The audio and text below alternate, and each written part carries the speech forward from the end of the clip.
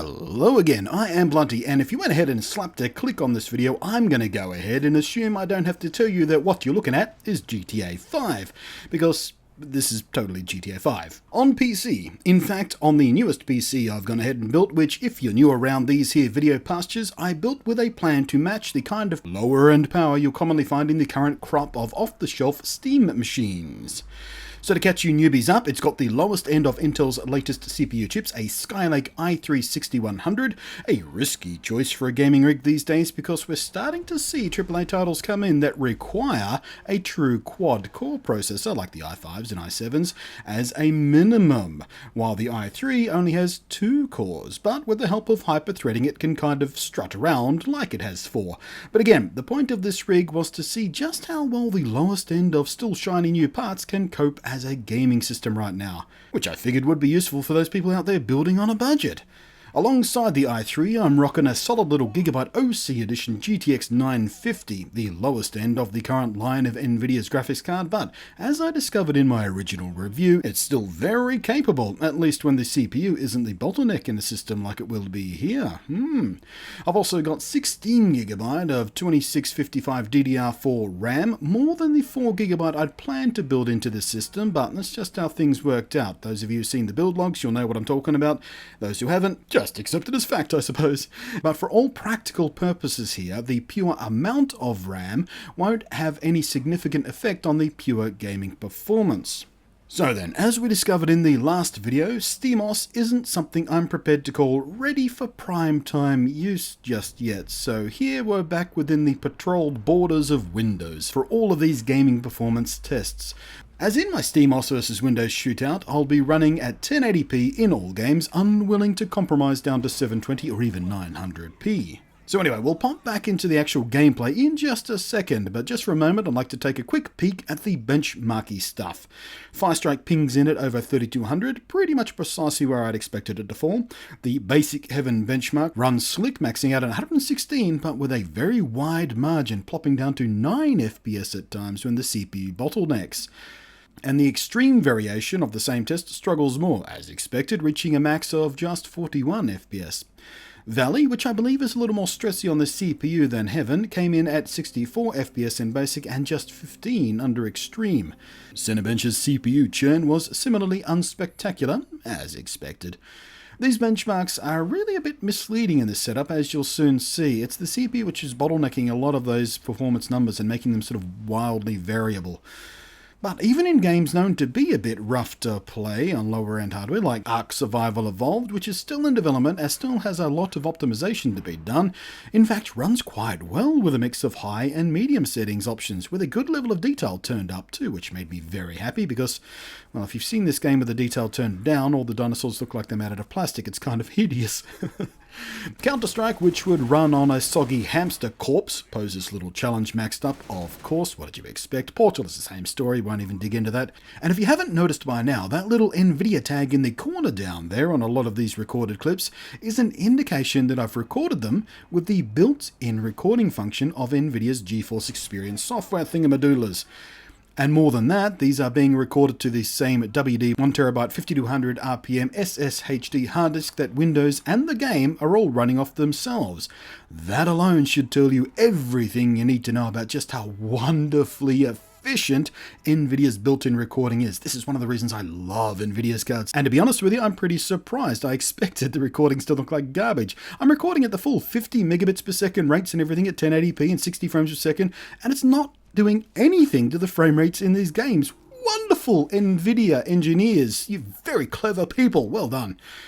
Something else that little green thing down the bottom there tells you is that I forgot to turn off the system ID thingy that's on by default. I didn't mean to record that on these clips, so don't worry if you're unfamiliar with the GeForce Experience thing, you can totally turn that off if you want to record, clean looking gameplay for Let's Plays and whatnot, just so you know. Thing is, I know for a fact from when I reviewed it, while it was in my i5 based main rig, the GTX 950 I'm using can totally run several of these games I'm showing you even better than what you're seeing. And the reason we're having to turn things down a bit more and are seeing an occasional bit of stutter and frame drop is twofold. Firstly, of course, I'm asking an awful lot of that slow mechanical hard drive. The fact that it's a hybrid drive with 8GB of nippy SSD built in is helping quite significantly, but mostly It's the CPU bottleneck we talked about at play here. Anytime we're hitting something that the CPU is responsible for, like physics for example, it can potentially drag down the overall performance of the entire rig as it waits for the CPU to catch up with itself. I saw this fairly regularly in arena changes, especially during Injustice, which was a surprisingly tricky game to get running smooth and fast on the system, despite being an apparently simple fighting game. I mean, we're not dealing with the massive open worlds of GTA 5 or Just Cause 3 here, are we? But yeah, almost every arena change mid-fight would trigger at least a few moments of heavy frame drops as the physics of smashing through stuff and presumably loading in the next set of textures and whatnot caught in the throat of the processing pipeline. Fortunately, this doesn't hamper any actual gameplay, so it's just a bit annoying more than it is detrimental, so that's goodish news. Star Wars Battlefront was an interesting one too, as its minimum specs actually call for a CPU slightly higher up the chain than the i3-6100 I was using. It actually wants a minimum of the i3-6300T, which is a low power model of the CPU above mine. The main difference being that while the 6100 is still clocked a bit higher and is more power hungry, the 6300T has more onboard cache memory. But in the washout, the i3-6100 does just fine for Battlefront, as you can plainly see for yourself.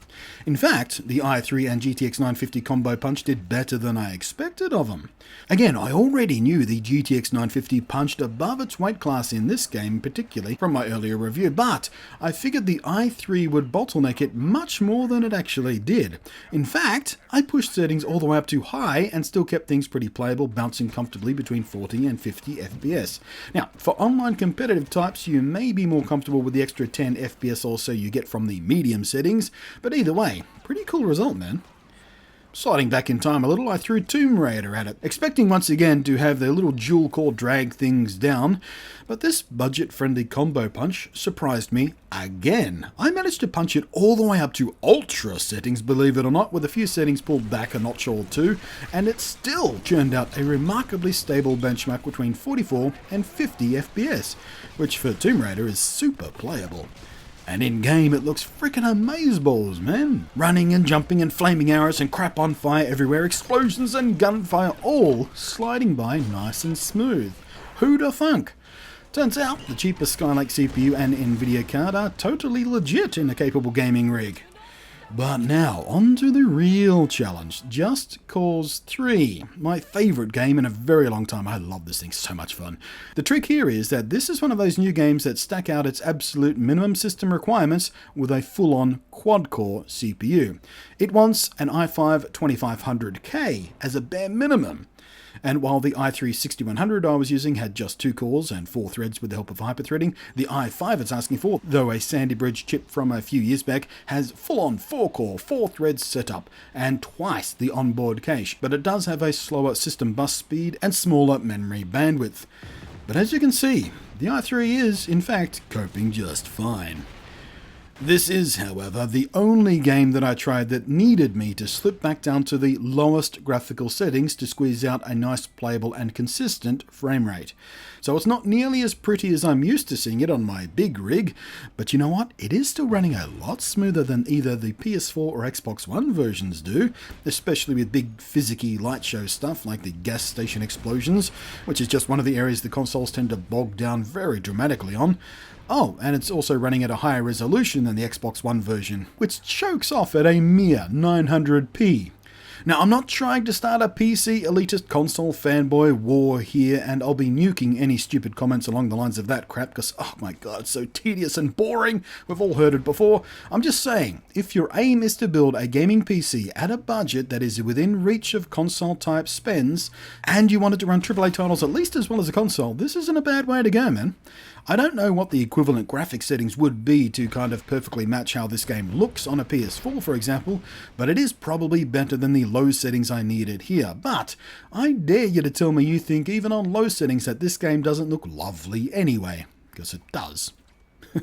And again, I know for a fact that the CPU here is the bottleneck, because I've had the GTX 950 run this game at higher settings and frame rates on my i5 system. So, if you do have a bit more to spend in your budget PC build, absolutely spring for an i5 over an i3 before you worry about the graphics card spend. And it's this kind of thing that was one of the goals of building this rig in the way I did. I wanted to see for myself what kind of difference, in real world terms, various upgrades would make. And then, of course, to share it with you fine folk. And there will be more videos along these lines as I fiddle with other bits and pieces and components. So, let me know, how do you think this gameplay looks? Is it good enough for you? Or are you one of those people who think, if you're going to build a gaming PC, you may as well spend bigger and really shame the consoles?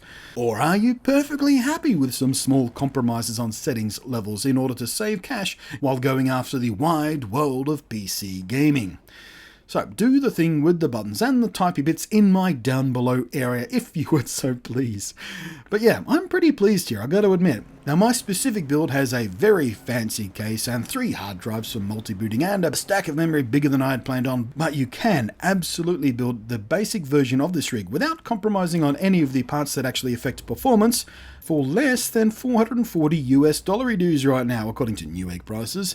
And your spend can be even lower if you go for a less fancy sweet-ass motherboard than the Gigabyte Z107N Gaming 5 that I used. Although I wouldn't recommend it, this motherboard is awesome.